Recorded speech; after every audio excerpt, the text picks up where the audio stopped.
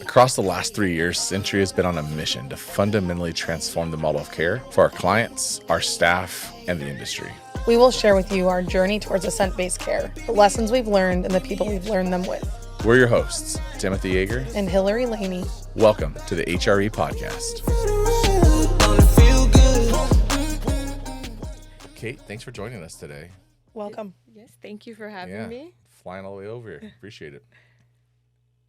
Tell us about yourself. Oh, what do you want to know? Your journey here.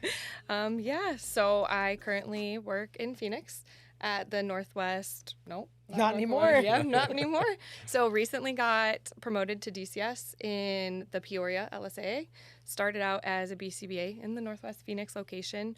And actually worked for Centria in-home in Michigan, in Grand Rapids, right out of school. So that's my journey Awesome. here. Tell us about mentorship. Yeah, it was amazing. Truly thankful to both of you guys for mentorship regarding the FOCs and CLR position. How's your practice changed? Oh, a lot.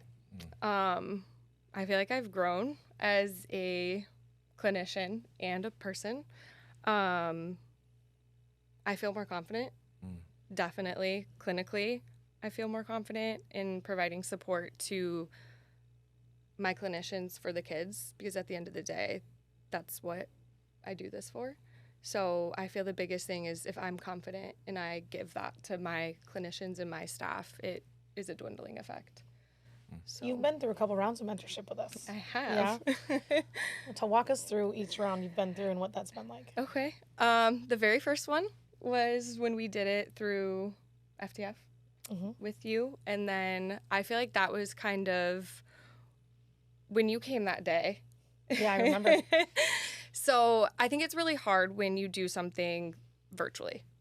For me, for myself, doing something virtual is very hard. I'm such a hands-on learner, and so that process was a lot of online type of supervision. And then I'll never forget when Hillary came in that day and helped me with my client, and she was able to model, show me how to do it with my client. And I was like, what? This is how it's supposed to go? And so it was like a light bulb moment, right? And I was like, this makes so much more sense to me. And I feel like that was the day that I was kind of okay, this will work, because I think there was such a preconceived notion on it. And then the second time I went through mentorship, and it was a little rough. To start with. Why? I preconceived notions. What were from they? Not from our clinic, from the clinicians, because I think they had just finished theirs, and I was the next round after that. And when you get a bunch of people in one place that have certain thoughts, it's hard, right? If you have certain comments or if you think it's a mundane task, that's exactly what it becomes. And there was a lot of negativity surrounding it, just extra work and all that kind of stuff. And so when I started in mentorship... You had a bias. Yes, definitely. And then Ed became my director, and I feel like that it changed a lot.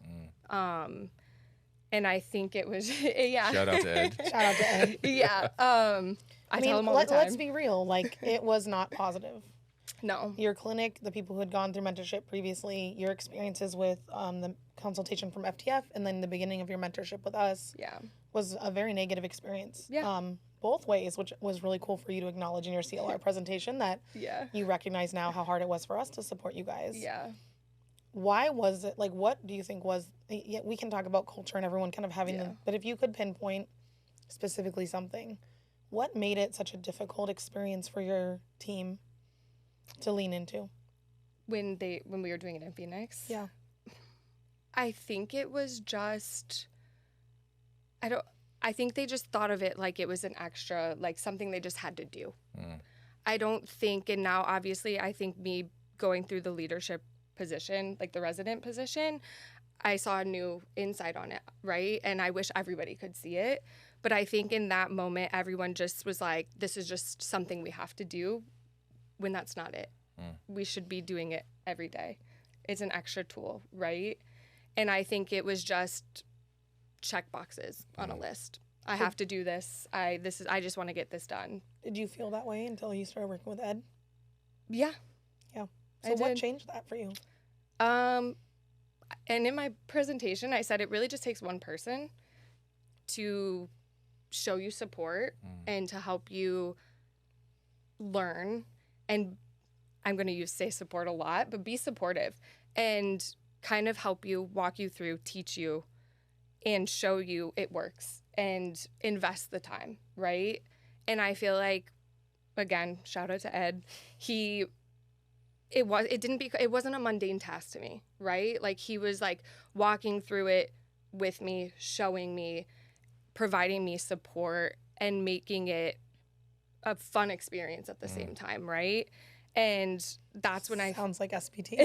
I was gonna say what changed in my mind. What changed is that it sounds as if like there was no trust initially. Yeah. There was no rapport built, Yeah. right? And there was no place of HRE, and it was just like demands being put in place. Yeah. But also, I think we can be quick to judge. Yeah. We can definitely be quick to judge, and I think that was a big reason too. Obviously, like, you guys had gone to the clinic and you knew about it. But I feel like you just have to kind of, maybe I'm in a different position because I did take the CLR position. Like, you just have to get to know someone and what their vision and what they want, and realize that at the end of the day, it's just, we're just doing what's best. And I think, I don't know what made me like realize that, I can't pinpoint I don't know, but you start to see the process work and you get the support, and it only takes one person to like believe in you and support you, to know that you can do it. And I think that's kind of when they had reached out to me to apply, I was like, what? No. Like, why would For the you CLR know? role? Yeah. I was like, no way. But I was like, okay, it worked for me. I had a good experience. So why would I not want to be that person to help everyone else get that same experience? So I want to dig in there a little bit, if you Okay. don't mind. Yes. But I want to provide some context for people who are listening Yes. or watching. We have centers all over the country, right? Some centers like fully aligned, positive culture. Some centers, positive culture, not fully aligned to what we're trying to accomplish. Some centers, not a positive culture and not aligned, right? And so what we're working through is like how, in this point in our organization at the time that you're talking about, is like, how do we as an organization start to move a company in a very common way of providing care that may be different than what people were providing care, being driven by people you don't know, don't trust, don't have a relationship with, and maybe even part of an organization that's had failed initiatives in the past, and this may just be seen as like one more thing that they're asking me to do. So I think that context is important of like, that's why we're talking about what we're talking about, right? But I want to dig in the CLR role, because it was evident to me upon first meeting you that you were a leader. You were a leader. I'm not really sure at the time like what direction you were leading people in, right? But you were a leader. Fair. You were a leader. And when we thought about a CLR role, like your name first came to mind of like, this would be the ideal person. We knew that you were in a center that like wasn't necessarily aligned to us, and like we wanted to build a bridge. But it was also a risk for us. And It was a risk for you. Yeah. And fast forward, like you come across as a completely different person now. I've gotten that a lot. And so I want to talk about that journey of being a Yeah. clinical leadership resident, and like in going through this mentorship, and how maybe your practices change, your leadership's change. Like, what's the impact been?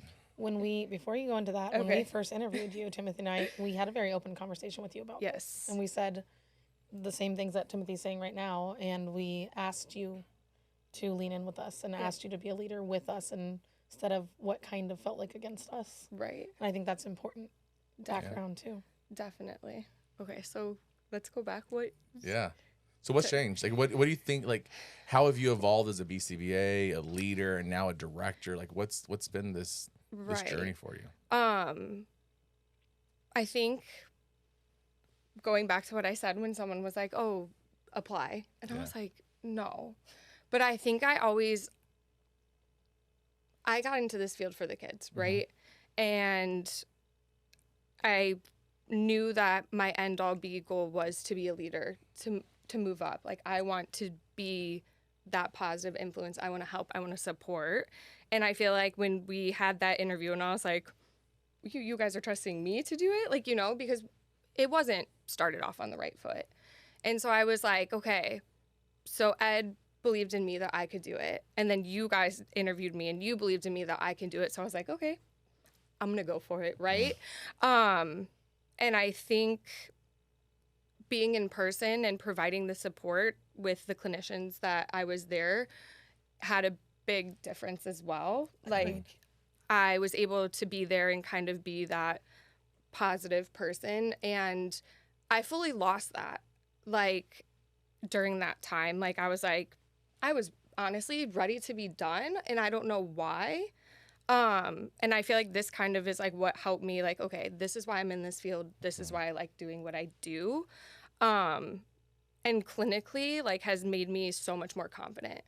And in my presentation, I don't know if you were able to be there or not, but confidence has been the biggest thing. And I think learning how to speak up and speak now, not a Taylor Swift reference, I promise. But, because I would rather be uncomfortable in having those hard conversations, feedback, than, you know, going back later and being uncomfortable for not saying anything.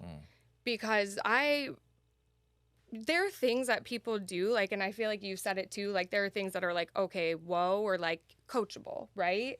And I definitely feel like there was things that I'm like, no, this isn't right. Like, why are we doing this? Or like, just holding, we've all been there, right? Practicing the ABA that it's not necessary to hold this boundary right now, right? And that sat with me. I was like, why are we doing this? And then when this all happened, I'm like, wow, love this. This is how we're going. And if I can be that person to implement it at this clinic and other clinics, I want to do that. Because I saw and I see the vision, right? I understand it. And maybe sometimes people, like, I'm in a different position, like I said. And so I wanted to make sure that I also helped others see that at the end of the day, this is what you want to do anyway. Like, this is what we should be doing. So let's do it. Let me help you get there. And so confidence, definitely. And speaking up for what's, like I said, conversations, you had uncomfortable conversations with me. So, but I appreciate that because look where I am at now. So when you did your final presentation at the end of mentorship to be like, I trained all these people and it was incredible, there was not a dry eye. I think me, Lisa, Ed, Caitlin, we all were just crying and we all kind of said a couple things. And I think one of the most powerful moments of your presentation was when you talked about stepping into our shoes. Yeah. Would you talk about that a little bit? Yeah. So Lisa brought up this comment that when I first started the CLR role, I was like, oh, I don't think I can do this. And I looked at, it was over Zoom and I was like, is this what it was like for you guys? Like when you guys came to us? I was like, I'm so sorry. I apologized. I said, I'm so sorry because you don't see that side, right? Until you're in it. And it's genuine. Like, it's like, I apologize. And like, I know, you know, now it is what it is, but it was hard. And I finally got to see what you guys were, what we had essentially like put you guys through. So I did notice it right away. I was like, I'm sorry because now I see what we did and it was never meant to be that way. And so, I learned quickly. What? Yeah. You know, I'm just gonna dig in a bit. Like, there's a couple things that come to mind. I'll have some honesty as well. Okay. So, our organization's gone through a huge shift, right? Our clinical excellence team, when we started down this journey, was kind of on the side of the organizational structure, kind of like cheerleaders, supporting, like encouraging, like, please come do this, like changing practices, right? And it was a really tough position to be in, given that like we didn't really hold the tokens, right? Like we had like we were consultants to a degree, right? And here's the reflection part that I've gone through is like I looked at the clients to a greater degree, the people that I need to take care of, and not the staff, because they weren't my employees, right? And this has been a hard pill for me to have to swallow. Going to this dyad model to where now every BCBA eventually reports into a director, an area director, a VP, and then me. I feel a greater sense of responsibility and ownership over like how do we support people. And so when I think about like the difficult part of how our relationship started, I think it started that way because in very similar fashion to like HRE, we didn't start there. Right. We started in a very like confrontational demands being put in place, right? And not with trust. Yeah. And so we've all been on a similar journey. The question I have for you about difficult conversations, though, is this is the thing that at Centria, as we start to define like a standard model of care, it's one thing to have a conversation across the industry of like BCBAs, you need to bill more. Right. That's an easy conversation. It's not a hard conversation, just like you got to bill more. It's a much harder conversation to say that the care you're providing is not aligned to our values. Right. Or the care you're providing isn't care and it's not effective. I thought maybe, you know, you could speak a little bit about like, you've had to step into that shoe, right? Like, so going into a CLR role, you've gone from like peer to someone that's like a consultant and having to help support people and like how that caused you to stretch and grow. Yeah. I think, good question. Let me think of how I want to phrase it. I kind of struggle with this because I feel like at the end of the day, it's being a good human. Yeah. And it's kind of hard to, like you said, provide that feedback, like it's not aligned with values. And I found the biggest tool that has helped me in a situation like that is relating it and making it relate to them. Kind of putting it in, giving them the same scenario, but making it related to them and putting them in those shoes.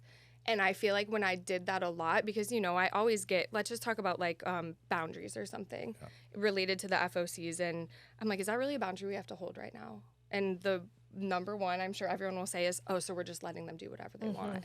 And I was like, no. And then it pulls me into a tangent. But I found when I put it in a way that could relate more to them, or maybe if they had kids, the amount of times that they were like, oh, makes sense. And I'm like, that's what you're doing to like our clients right now, right? And putting it that I feel like definitely helped. And then also, I mean, it's a different ballgame when you also have to relate it to the clinicians to like help their like technicians. But I found investing the time, supporting them, putting it in ways that they can relate to it was a big game changer. And also, like, again, because it goes back to your point where you guys said, like, oh, we didn't start off, like, with trust or, like, whatever it was. I feel like for my clinic specifically, I was at an advantage, but I still had to go to the other clinics and kind of put myself in there. You had a couple toughies. I did. Yeah. Really just, I feel like you can't walk in there being like, oh, you know, this is, like, what you have to do. Like, no, like, seek to understand, right? Like, first. And how can I help you? How can I support you? But also, let's figure out a way together. And, like, let me hear you and then you hear me type of deal.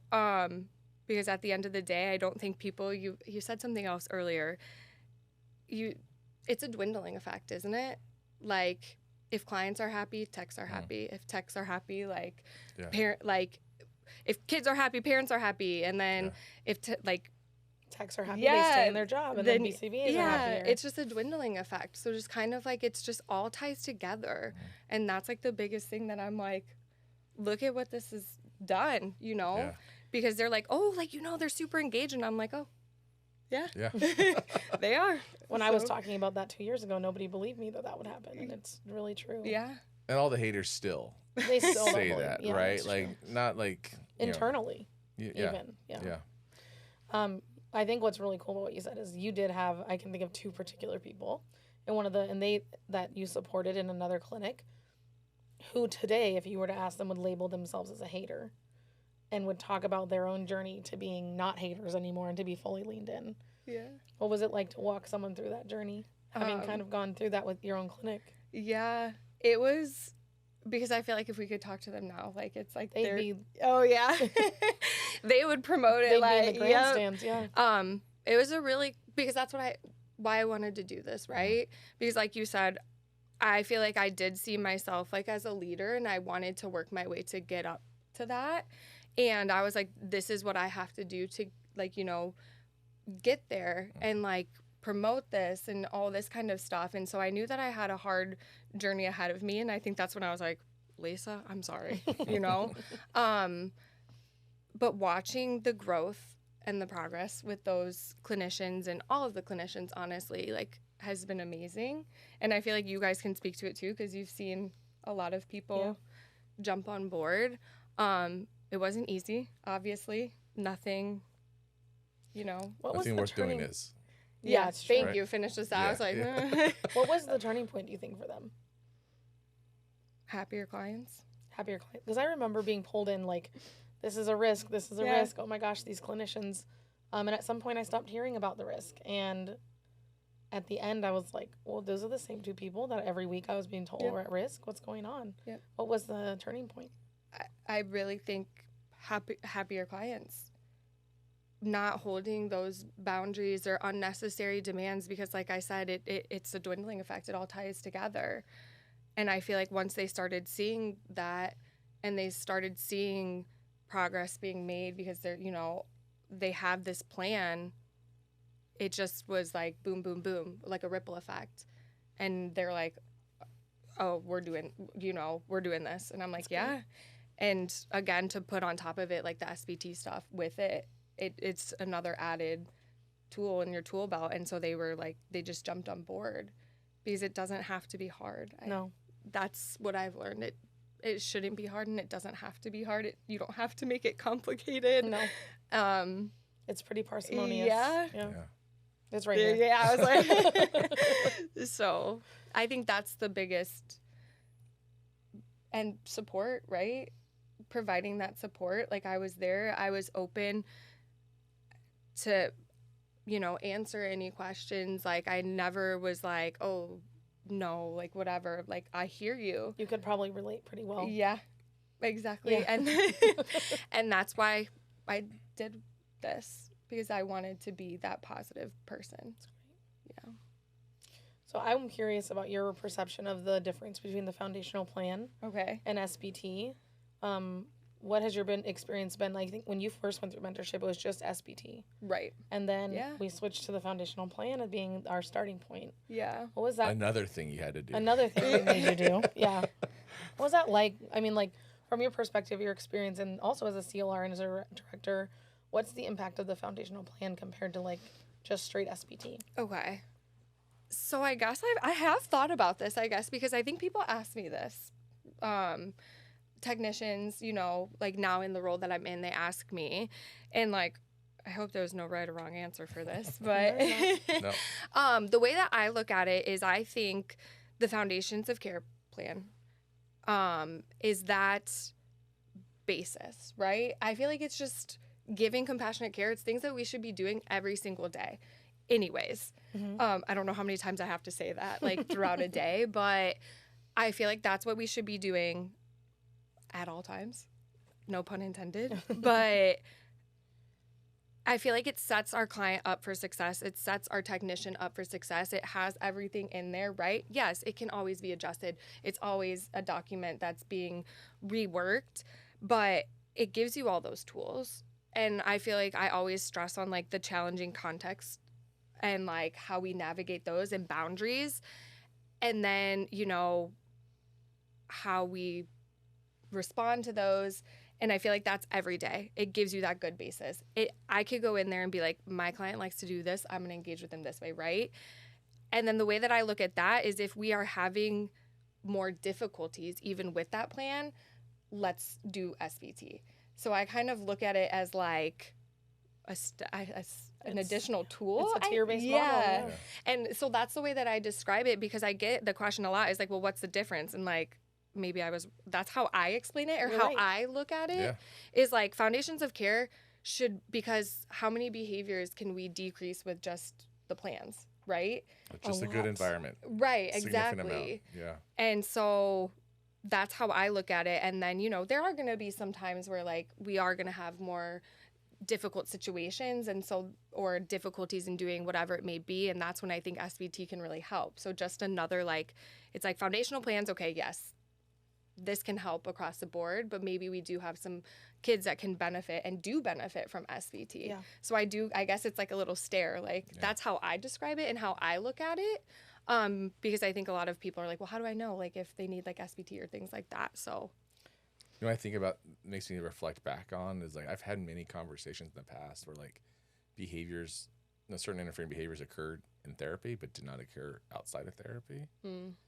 And I'm sure I'm not alone in that. And what I have to reflect back on is that like, that was a function of us. It was. Not of them, right? That was a function of the environment that we put our client in. That they couldn't handle. Yeah. And we tended to like pathologize that, right? It was like their issue that I'm trying to fix, and not like my issue that I'm ineffective as a behavior analyst. right. Have you seen just the foundational plan be effective for clients without needing SBT? Yes. Yes. I'm so glad you took this risk. I mean, it was a sell to Timothy to like include the foundational plan when I started, and for a while he wanted to be Oprah. Like he thought every client needed PFA, every client needed SBT, and there was some education that needed to happen and a lot of difficult conversations that we had. And when we came to this foundational plan piece, it took us some time to really be comfortable leaning in, because we had sold SBT as the thing, right? And so it's a pivot. I think it's more effective and it's less cumbersome and less resource heavy. So it's such a great answer. And more parsimonious. And it's more parsimonious. As an organization to roll out a universal protocol across all clients. Right. And then use that tool to determine who needs a PFA and SBT. Definitely. I mean, as we've gone through the shift, I was just talking with Timothy about this earlier this morning, about how there's so many needs. And it's overwhelming for me.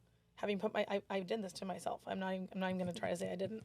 Of like, oh, if you need help, come to us. If you need this, come to us. We have resources. Well, we gave the resources back to the regions, right? Like you were a CLR, but now you're a DCS. Right. And instead of having a centralized point that 7 clinics could go to, I have 7 clinics that don't have a point person anymore, right? So it's a different dynamic. It's a little bit overwhelming. It's something I'm working through right now. But what I love is that everyone knows the foundational plan. Right. And so even though I might not be able to give every clinician or every client access to SBT right now, I can give everyone access to the foundational plan implemented to fidelity. Right. And that can be a safe place for us to continue forward until we have the right people and resources available to do SBT. Yeah. Was there a point, let's say you were at Northwest Phoenix through this time, right? Like, so was there a point in Northwest Phoenix where like, you know, enough clients had a foundational plan to where you started to see like a shift, like in the culture, what like certain dynamics are happening, or there were changes that occurred?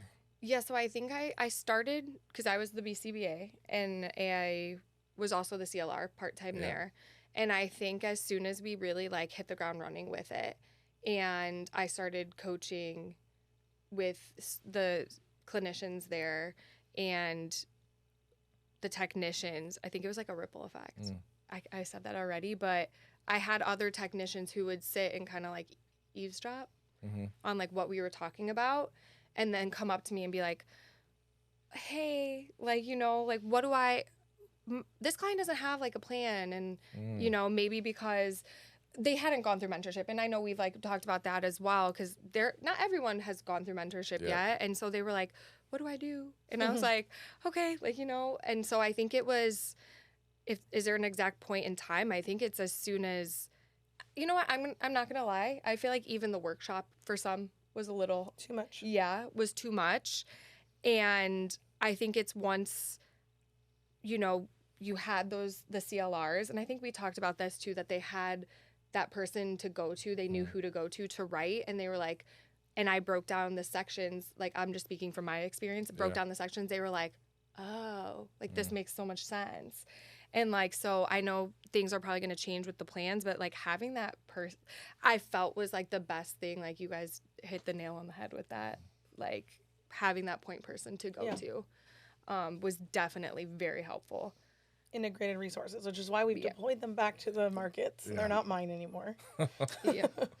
They kind of are, but yeah. I mean, we made this shift to most of our CLRs are now directors, and so they're able to do that for their teams, which is really exciting. Right.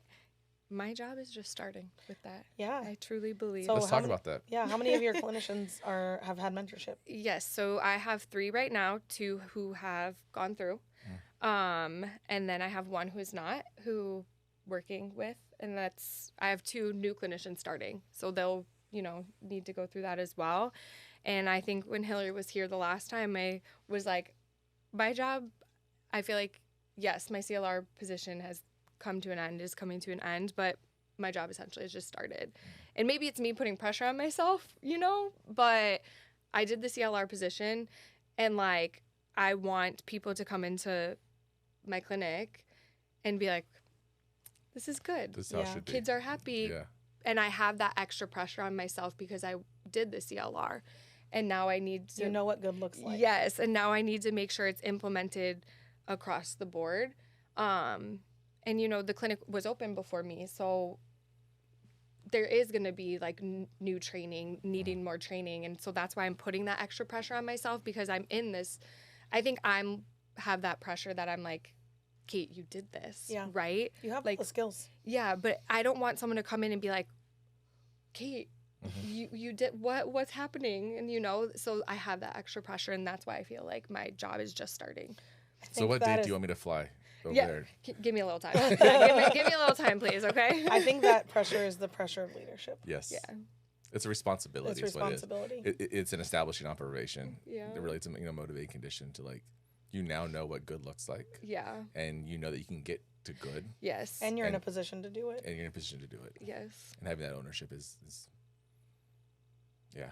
I want to say something. I've been fighting back tears. If you start crying, I will. So don't, please. I'm really proud of you. Here we go. Thank you. I've just. We don't spend a lot of time together, right? But I've just seen so much growth. Thanks so much. It's pretty powerful, and so don't start, because I will.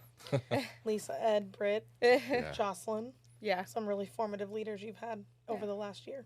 You guys. Thanks. I don't really want to claim that, because I feel like I've been here, but I want to give the credit to the people who've really been in the trenches with you, and it has been really absolutely incredible to be a part of your journey. Yeah. I appreciate you guys a lot. Okay, we're done. No. Well, so we're wrapping up. We have a few questions to ask. Okay. So to the BSPAs that don't work for Centria or LSA, why should they work for us? Because I truly feel this is what ABA should be, right? It should be compassionate care. It should be making sure our clients are happy. It shouldn't be holding unnecessary demands or boundaries or things like that. Like I always say, how cool is it that we get to be a part of, like, this journey and the way that it should be. And I always say, like, somehow, some way, somewhere it got lost what ABA should have been, right? It was never, I think I told you 20 million times, like, it was never meant to be mean. Yeah. It was never meant to be how it was. And I think a lot of people want to be somewhere where they're providing compassionate care and they're like, wait, we don't have to hold that boundary. And like, even if I could, like, I remember one technician I had right now was like, I didn't know I could come to work and like have fun and be happy. Why would you not want to work at a place like that, where that's what we promote? We promote, you know, compassionate care, making sure that we're having fun while learning. I would want to work at a place like, I mean, I do, but I would want to work at a place like that. I don't know who wouldn't. I want to just add, it's not talk either. I think I've said this to Timothy before, and I'm putting it on the record, but like, I wouldn't stay if it wasn't true. Yeah. Right? Like, if we weren't actually putting our values into action. I think I said that in my first interview with you, which was that like, I'm not willing to come and be a figurehead for something that's not real. Right. And it's really, truly, if you want to lean in and you take advantage of the resources, you can do this with us. And if you don't want to do that, that is okay, and you're welcome to work somewhere else. Yeah. And that just reminds me, like, something else. I feel like your openness, and when you presented at AZABA and you were like, it's a work in progress, right? I feel like being vulnerable and honest is a huge thing as well. Because you, like, I think you said, like, it's not going to happen overnight. It's a process. And I feel like openness and honesty like that is a big thing as well, right? Because you don't want to sell like false dreams to someone, right? And I think that is something that really stuck with me from your presentation. Thanks. Yeah. I think Jocelyn and I left and we're like, yeah, like, we want to work there. And we're like, oh, we do, you know? It was really like inspiring that all that data that was presented, like, us as a company, we did that, right? You did that. But you too, you know? It starts with you guys. But I think that was a really big thing, too, to, like, tell me personally. Like, I like I like honesty. And so, like, hearing that is, like, look at what we're doing. We're not perfect yet. We're getting there, you know? It's always a work in progress. But come join if that's what you want to be, you know? And so that's a big thing as well, is what I would tell someone. Thanks for that. Yeah. Last question. Okay. What's your HRE? Oh, you know, it's so funny. We promote it so much, and I feel like I have to, like, think about what mine is. It changes. I know. I feel like different HREs and different aspects, but if I had to just, like, pick when I'm in Arizona, well, like, if it's hot, pool. Doing nothing, laying by the pool, you know, 100 degrees. But otherwise, comfy sweatpants, binge watching some reality TV, Vanderpump Rules, okay? And, like, eating pizza where I have no responsibilities. I love that. So that's mine. Awesome. Thanks for joining us today, Thanks, Kate. Yes. Thanks for flying out here. We appreciate it. It's a pleasure. Thank you, guys. Glad to have you. And that concludes another episode of the HRE podcast. Thanks for listening. If the HRE podcast is a part of your synthesized reinforcers, let us know what else would make the perfect reinforcement context for you in the comments below, and join us next time.